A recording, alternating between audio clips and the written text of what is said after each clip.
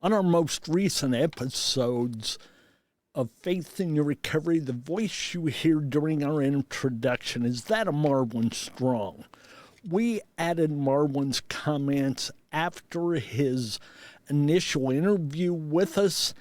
He's the one who states Jesus didn't have a problem with people that lived in the streets. He had a problem with religious people. That's Marwin Strong. And today I'm sorry to announce to you, but on April 4th, 2023, Marwin Strong of Muncie, Indiana, age 46, passed away unexpectedly. He was a community activist, author, leader, advocate for recovery, and a lover of Christ. And he supported Muncie, Indiana in a great way. He fought hard for his brothers and sisters and believed he and we can make this a far better world. His shoes will not be easily filled. I personally will miss how he always greeted me with my Marwin's voice. I wish I had it. My man. Thanks, Marwin, for being a friend. In honor of his life, we want to revisit our earlier podcast with him that originally aired August 1st, 2022.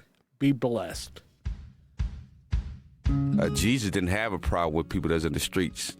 He had a problem with religious people. How can I help anybody when I was not even able to help my own son? I would never do that. And I became that in a matter of minutes when they took my pain pills away. And I said, I'm not where I want to be, but thank God I'm not what I used to be.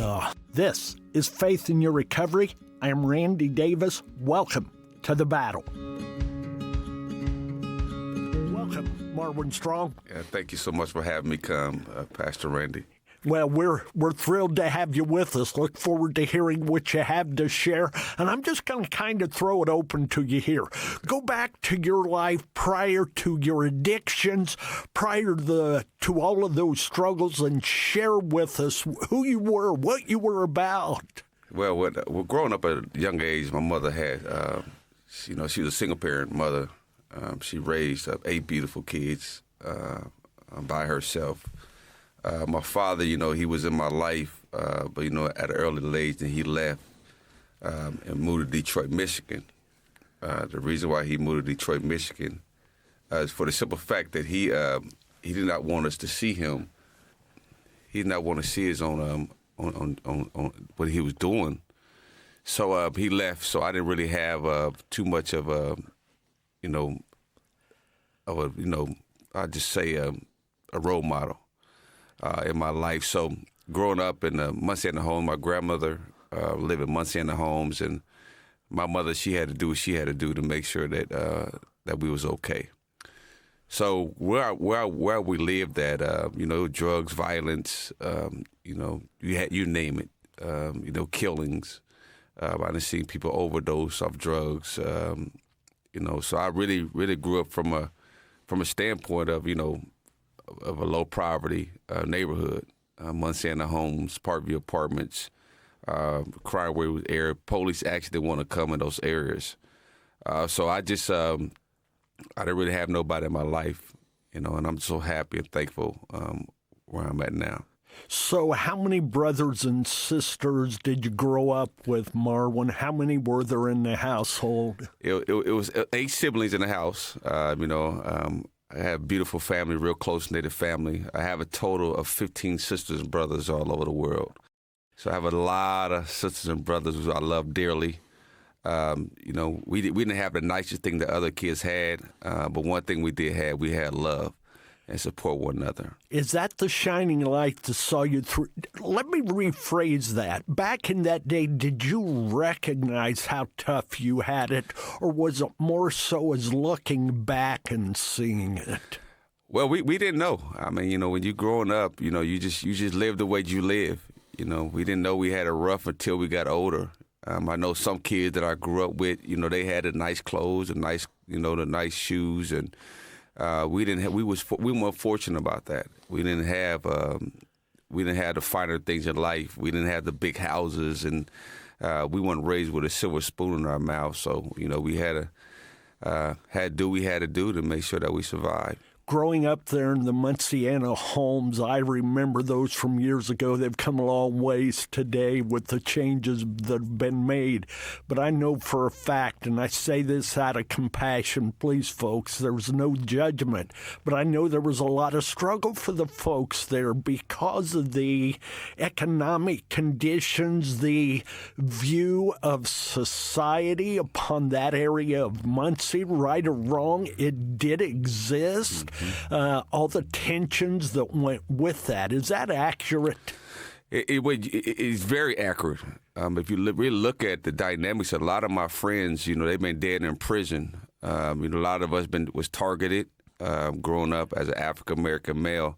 The crime rate was real high there. A lot of police officers didn't even want to come down to Muncie in the homes. And so it was very poverty-stricken. It was drugs, it was violence on a day-to-day basis. You hear guns all type of night, sirens. So those are the things that we had to deal with. And it was his way of life. My role model was pimp players and hustlers, and everything we wanted was in a floor block radius. So it was very tough, but it was the way we lived.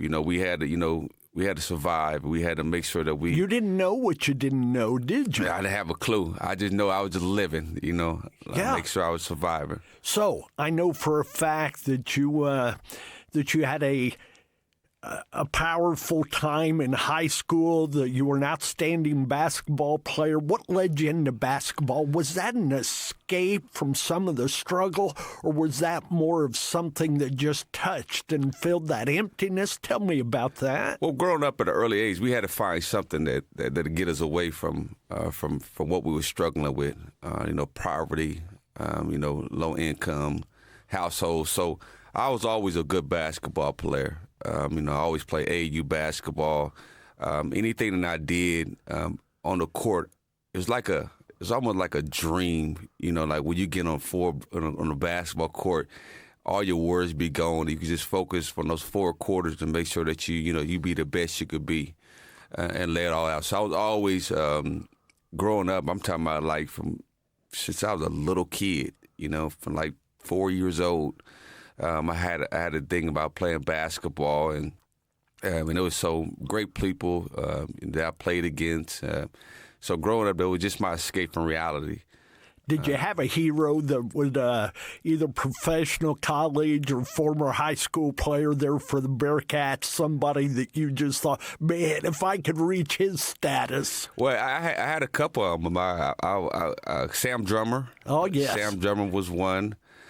Chandler Thompson. Thompson. The whole 1988 when they won the state. I happened to be there. So it's a lot of people. You name them. I just Ray McCullum.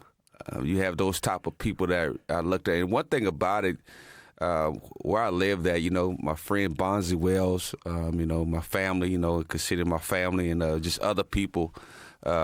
We learned a lot from Heacon Park and McCullough Park. So those are the days. If you want good, you want to get on the basketball court. In Muncie, Indiana, basketball was not a sport; it was life. Absolutely. Absolutely. I know the Cats, I believe, still hold the record for the most state championships. But I know here in Anderson, they're sneaking up on that number as well. We Bearcats, man. We can't let that happen, man.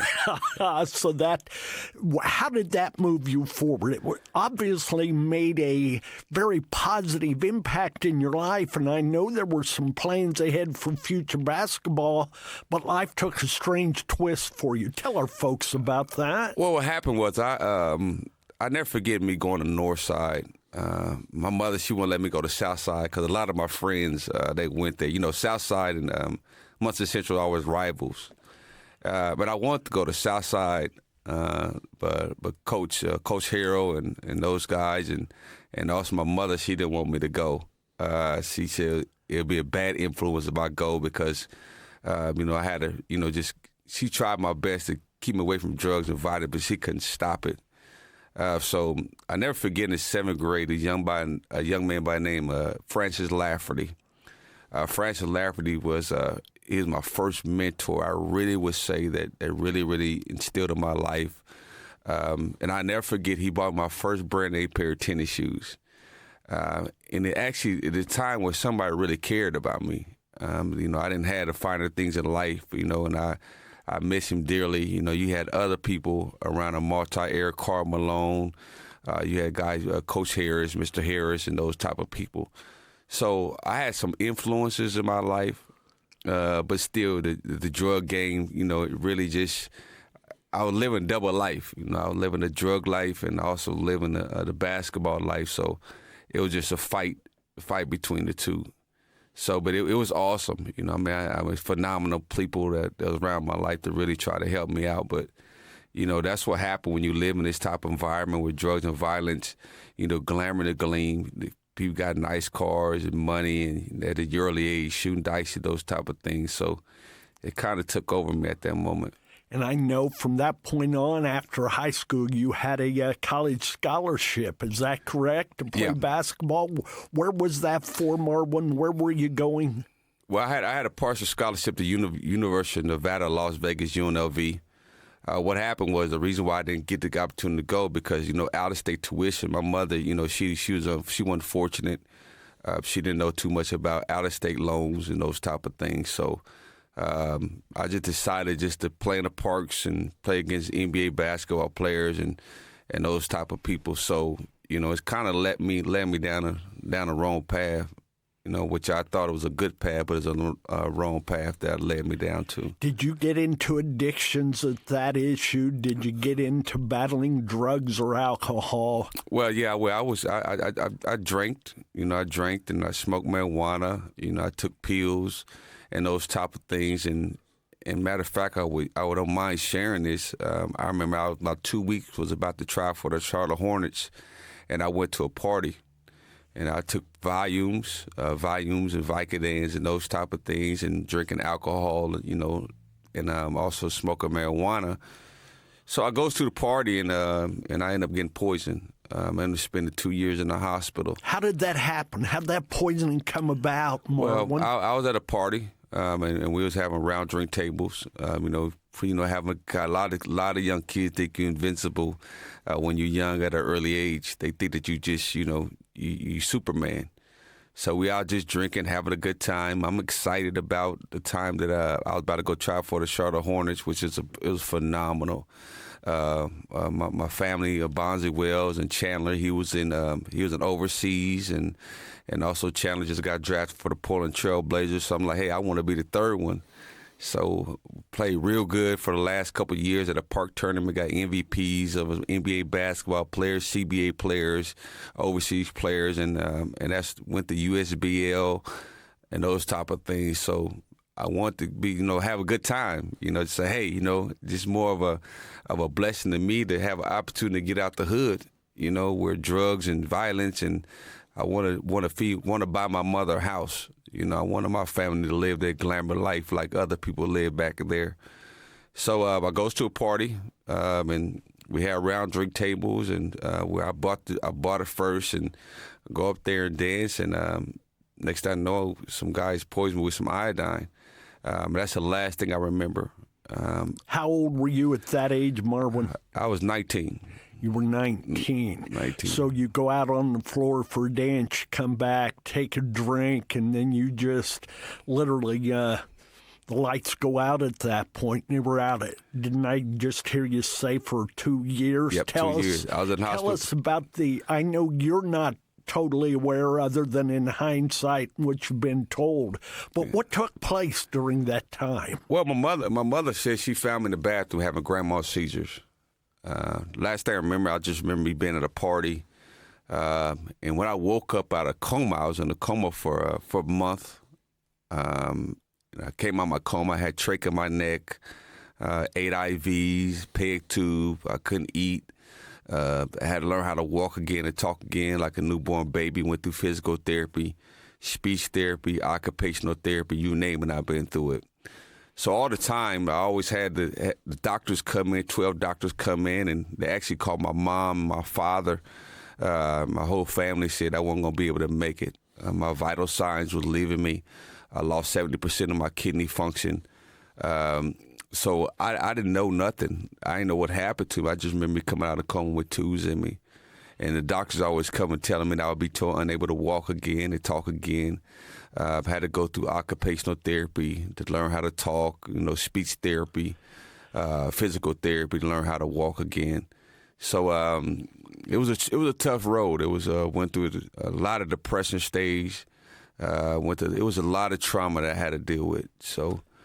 You said you were in there for 2 years in the hospital? Yeah, I went to St. John's. You name it, I was there. I went to almost every hospital. So it just for me sitting here looking at you is really a blessing, a testimony that you can be anything you want to be and come out of it. Well, tell us a little bit about as you started to come back around, started to recognize life again, and you started to think maybe I have a future. What was that like? Well, I was in a war within my own mind. Pretty much when you live a life from 0 to 20 years old, that drugs and violence, you don't really know too much about nothing. You got to relearn everything over again. So I was laying in the hospital and I was at a crossroads, and I had to figure out myself: do I want to go back out there and do what I used to do, or do I want to try to change? Because it's really a mindset. And what happened, I just started thinking. I said, well, I want to change, because at that time I had 2 little young children, my 2 boys, my boy and my girl at that time, and I wanted to change for them. I got tired of seeing other young men, especially my race, that it was out of father. Because at that time I didn't have a father in my life. He was in Detroit, Michigan. He was in and out of prison. And I love my father. I have a great relationship with him right now. But at that time, it was tough. So I just asked God, to save me, and turn my life around. And I was just tired. And you come to the point of your life, you get tired of being sick and tired. Oh. And that's what I was. I didn't want to go out there and sell drugs. I didn't want, all my friends was going to prison, or some of my friends was dying from getting gunned down and those type of things. So I just wanted to change. I wanted to change not just for me, but I want to make my mama happy. I want to be the best man I could be. I also want to be a role model for my sisters and my brothers that was coming up. And I just want to be a statistic. So it was just what about me. I had a lot of people on my shoulder, and I started thinking not more about me, because a lot of time when you're in that drug game, whether you own drugs or you selling drugs, you get selfish. Absolutely. And you're not just hurting yourself, you're hurting everybody else around you. And I really had to come to a sense and look at the man in the mirror, like Michael Jackson said. He's searching for the man in the mirror. He asked him to change his ways. If you want to make this world a better place, take a look at yourself and make a change. Oh, yeah. And that's what I did. I looked in the mirror and I wanted to make a change for the whole world. You're a reminder to me of that old statement, your setback is a setup for your comeback. Amen, amen. And that's where you were there in that hospital bed. I just want to go back and make sure I'm clear on one thing here, Marwin. You said while you're there in that bed, you came to a one-on-one relationship with God. Yes, I did. You spoke that out. Go ahead. Yeah, well, actually what happened when I got saved, I will never forget. I was laying in my mother's bed, and I had the poison was going all through my body. I rewind, the poison go all through my body, and I called my mom that night because I was in agony and I was losing hair and my hands was swelling, and I had all kind of things going on with me. I had the poison was just eating my body up. So what happened? I said, Mom, I think you need to call the pastor, Pastor Bond, which I love dearly. Myself as a licensed elder, and he really trained me how to be, a real man of God, and really just turn my life around. So I got to give him praise. The Lord using him to save me. And I said, you got to call him and let him know that I want to live. I want to change. And she said she thought I was dying or something. I said, but I really had an encounter with God that night. And I told God, I said, God, it's better not make a vow than make a vow. And I said, God, if you just heal my body, I serve you all the days of my life. And I was honest with him. I said, now, I'm not going to be perfect, but I'm going to try my best to be. And for 23 years, I haven't smoked, I haven't drank. I live a pure life as best as I can. So, I had an encounter with him, and I wanted to change my life. And then that's why I have an opportunity to speak all over the world to young kids and, just people all over. And that's my passion. And that's one thing I want to do. And I love people, and I can understand what they're facing right now. You are living out that promise that you made to God. I've followed you enough personally. We've been friends for a number of years now. Sir. Followed you on Facebook. I see the stories. I hear you, and I know the difference, the impact you're making. I saw just a little while back, I think you'd spoken at Muncie Central High School to the students there, and I know you don't shy away from an opportunity to make a difference and to help impact lives. Amen. Trying to be not the hero, not for the sake of being a hero, but at least a positive role model and influence, not just for your brothers and sisters, but for everybody's brother and sister. Amen. Amen. Amen. Yeah. What has been the most rewarding part of the journey for you? And then we're going to bring this up, to where you're at today. But getting to that point, what's one moment that sticks out in your mind that was a mountaintop experience? Well, I tell you, the main thing that really, really, I always think about others than myself. And I never forget a young man. I was walking down the street one day, and I was in Parkview Apartments. I ended up running the same place I sold drugs at. And that's why I know where I had to do it, and I started seeing myself so much as a public figure and a mentor. It was probably about like 3 o'clock in the morning, and I lived in the Parkview Apartments, and I walked outside, and a young man, he overdosed. He overdosed right by my door. And I walks outside, and I said, you all right? And he said, Marwin, like, every time that I get on drugs, I sit outside your house, and I know you've been praying for me. And I prayed for him that night, and that night he gave his heart to God. And right then I know, it was about 3 o'clock in the morning, nobody was out. I ended up getting up in the morning. Matter of fact, I had a Cadillac, and I was out there I forgot something I left in the car. And he was out there on my porch. And he said every time he'd get high, he'd just sit on my porch. And right now in this day, this young man is preaching the gospel, and it's just rewarding, and it's just, and after that, I knew my calling. I knew what here I'm on this earth for. I know why God brought me back from the shadows of death. And this is what I got to do. And I'm not trying to tear up, but it's so much of a passion to me when I think about the people, the lives I'm trying to change, and how much I'm trying to live out how Jesus lived, and I don't try to act like I'm better than the next person.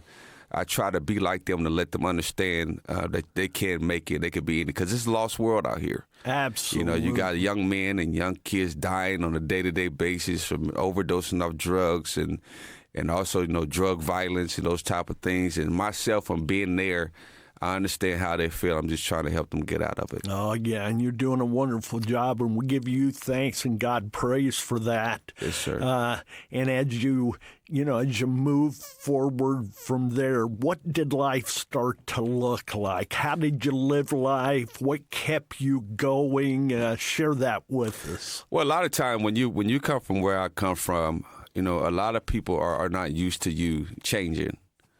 You're more in a dynamic of being a person to either you're gonna follow that path, which many of the people that pass, where you're gonna be in prison. You're gonna follow a path of dying, because as an African American, we're not, male. Where I live, we're not supposed to be living till 18 years old. Thank God I'm 44 years old, and my birthday's January 2nd, and I'll be 45. Hey, happy birthday! Thank you, Here. Thank you so much. So just to look back over that, it's a mindset, and I had to relearn everything over again.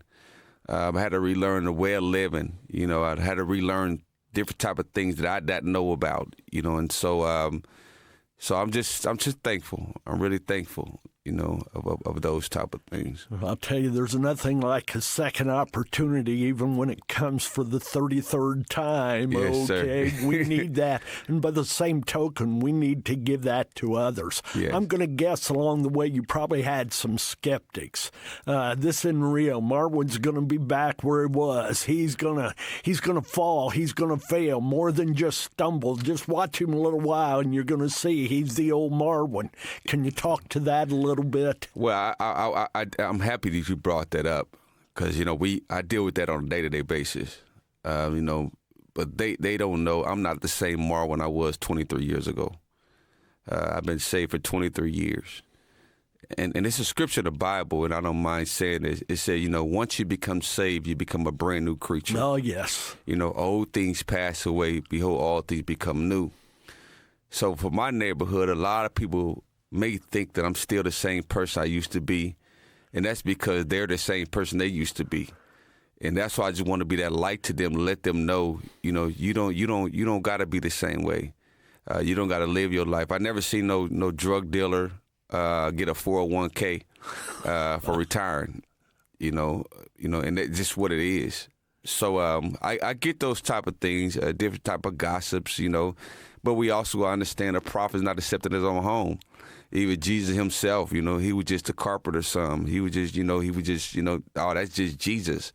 But he was the one that saved the whole world, and I'm just trying to live out his life. You're going to have naysayers, you're going to have critics and those type of things, but you just still got to keep on shining your light and encouraging yourself like David, looking in the mirror, telling you are somebody, you're more than a conqueror. You can do all things through Christ that strengthens you.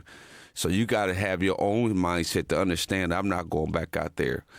So you're going to get those type of things, and it's part of it. They call Jesus Beelzebub. They call him the devil, but I'm just living the life with God, and you want to just be a light to those that have no hope. Even there on the cross, there were those who were railing. I think one of the versions of the scripture says, they're blasting him for who he was, what he was about. And he hung in there, and he hung tough, and he hung until the deed was done. Yes, sir. For that we're thankful, right? Yeah. So, do you run into many of the old group, those from your days of using, and have you seen changes in them? And I know you've still got friends who have to be struggling because you're not going to abandon them. Oh, no. But tell us, what it's like to maybe reconnect in Muncie. Well, it's a beautiful thing because even though they're out there and I pray for them every day, and I love them dearly. I love all my old friends, and they respect me, and that's the main thing. They respect what I do. They never tried to peer pressure me. Always been a leader, so they never really peer pressure. If I want to do something, I do it on my own. So they highly respect me, and I respect them, and I'm always encouraging them and, and praying for them. And many times they need advice from me, and I give it to them, and that's the way I do. And I always tell people all the time, Jesus didn't have a problem with people that's in the streets. He had a problem with religious people. So really, he always hung with prostitutes and, drunkards, and, that was his crowd. So I could preach behind the pulpit, but I'm a street type of guy. Gotcha. I like to talk to them and really just talk about real life principles. Everybody don't know the scriptures, but the Bible said, "How love and kindness have I drawn thee." So I show them love, and I see them, and we talk, but they know I'm a light to them. And they know when they need me, I'm always there. I'm also tell them the truth too. And that's one thing they need to know. So it's a struggle for them. When you live in a life that long, it's hard, and the enemy will always try to grasp you with drugs and violence and slide back. So I'm just happy that I could be that sacrificial lamb to help them out. I like the line you touched on there. Jesus' biggest problem was with the religious and the political. Yes, okay? He'd much rather be in the ditch than to be in that upper echelon dealing with, all that went with that. He cares about the poor as much as he cares about the wealthy, and the wealthy as much as he cares about the poor. But he found his comfort, and he supped most often with those who who struggle. Yes, sir. Yes, those sir. that we're scared to be seen with. And I think that's part of the stigma and the bias when it comes to recovery. Yes, sir. Do we want to associate with those people? We want to separate ourselves from them. So we give them those labels thinking it's okay, and only in certain circumstances can it be so. You've told us about those struggles, how you had that lights on moment there in your hospital room, how you had the pastor in, how you're moving forward, how you're living your life now. Tell us about some of the things going on in your life now. I want you to make sure you touch on this book that you've gotten published. I want you to tell us a little about the movie that's going to be coming out, and fill in any other blanks there, other experiences. Share with us. Well, I'm so happy. I'm happily retired. I retired from teaching after 18 years.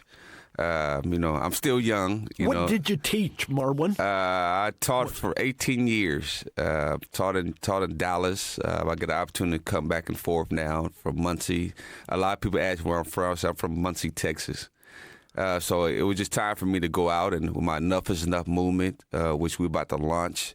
We're about to launch a Nuts Enough youth campaign to try to stop the drugs and violence in our community, to educate young men and young ladies, to try to help them out. The future reference, I'm just trying to really build a community center in my hometown of Delaware County, recovery and those type of things. So I'm doing great things, man. And I want to just, I'm so happy about it. Have a book that's out now called Back from the Shadows of Death that sold over 18,000 copies all over the world. Just as well, I'm ranked number one, inspirational with Amazon, Barnes & Noble's Book of Millions. I have an opportunity to speak all over the world as a national motivational speaker with my Marwin Strong LLC, the Motivational LLC. But the great thing I'm really excited about is the movie. That's crazy to me. The movie I'm is just like next to a celeb. Yeah. Well, I'm just so happy because really, it's everything that I do, I'm very humble about it, and I'm very passionate about when I say that, because I didn't have to be there. God could have called me home a long time ago, and it's just phenomenal, just to me to be still here on this earth and having so much of an impact among young people and older people as well, and having a whole movie. I dreamed about this movie years ago. And what happened, how it all came about, my late mom, which I love dearly and I miss her, she'd been gone for actually 2 years. And I never forget her and I was laying on the couch, ain't nothing like being in mom's home. And we were laying on the couch, and on lunch break, I always go watch Price is Right with her. Yeah. And I was a mama's boy. I was one of the mama's boys of the family. I never forget this. She said, Marwin, all the stuff that you've been through your life, she said, why don't you write a book? She's going to be one of the most inspirational books in the world, Marwin, all you've been through. She said, not just that, why don't you go ahead and you're going to have a movie too. So my mother, she prophesied to me.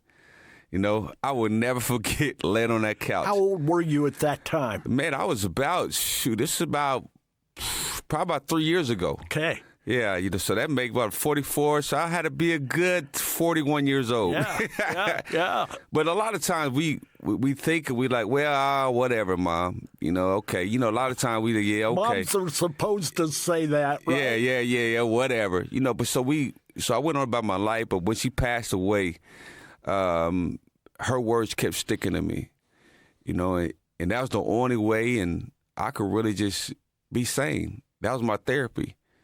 So I just got a pen and pad. I just started writing. I started writing. The next thing I know, I called one of my friends, and Miss Allison Bell. She's the editor of my book. I said, Allison, I want to write this book. She said, well, come on. I edited it. And boom. And here we have it, 18,000 books later, How long did it take you to write the book? I know that's hard to say, but kind of start to finish, how long did it take? Well, it took about 13 years to be actually. because I wanted to do it a long time ago.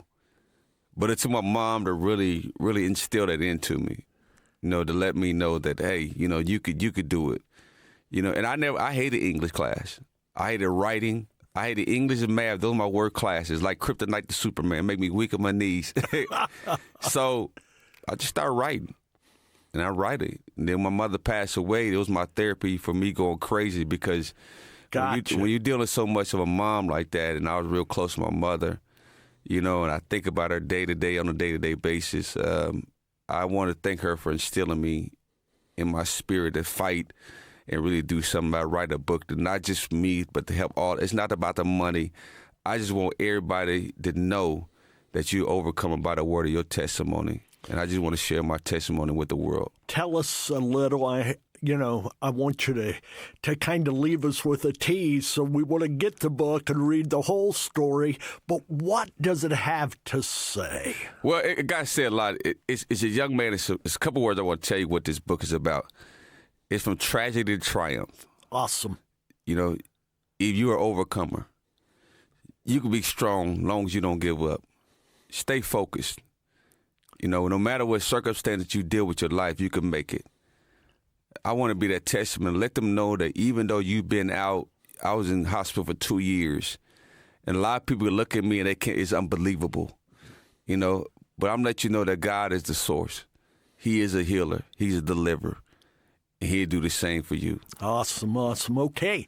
Nan, tell us how that has kind of transpired in this movie that we've been talking about. I've seen the billboards. I've certainly seen your posts. I'm aware. Tell us about that, please. That's awesome. Well, what the thing about it is we have a choice. Big shout out to Blue House Films. They're actually out of Indianapolis. They won a lot of film festivals, and this is going to be their first premiere movie. But we had a meeting where we was going to have it in Dallas, we're going to have it in Boston, but we're going to have the whole movie going to be in Muncie, Indiana. Muncie, Indiana. All right. America's hometown. Yes. So I think I'd be remiss if I didn't have it there. But I had to do it. It's an assignment. I got to do it there.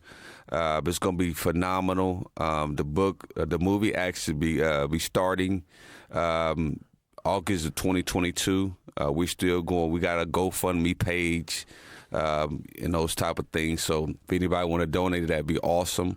We'll make sure we give them that information before we get off of here. And we'll also have it posted on our podcast for those who may not, have that recollection. They can get that down, okay? Yes. What is going to be your role as far as the movie goes, all right? Well, we're trying. A lot of people ask me who's going to start, and we're trying to get Nick Cannon to play me in the movie.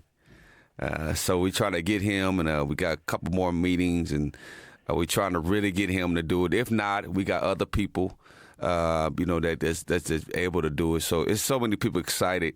Now, where I'm going to be in the movie, it's going to be more of a cameo. You're going to see me in it, but not see me. Are we going to know you? Obviously, if we know your face. Oh, yeah, you got to know me, recognize you by the role that you're playing. Yeah, it's going to be more of a walk by, but I'll be in the movie. We're going to make sure it be more interpersonal.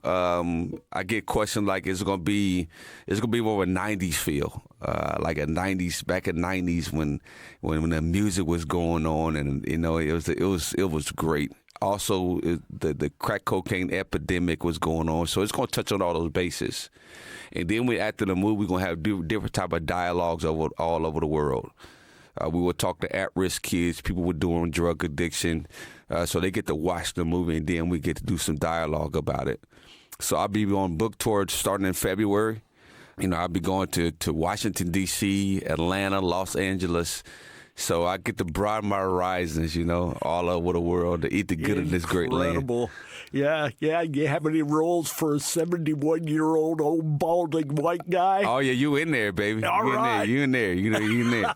Remember I said that on live. My man, brother Randy Davis is going to be in there. All right. Don't give up on yourself, and don't give in to the urge. Your answer, your healing, your recovery may be in our next episode. Have faith in your recovery by having faith in yourself, your journey, and above all, God. Believe and stay in the fight.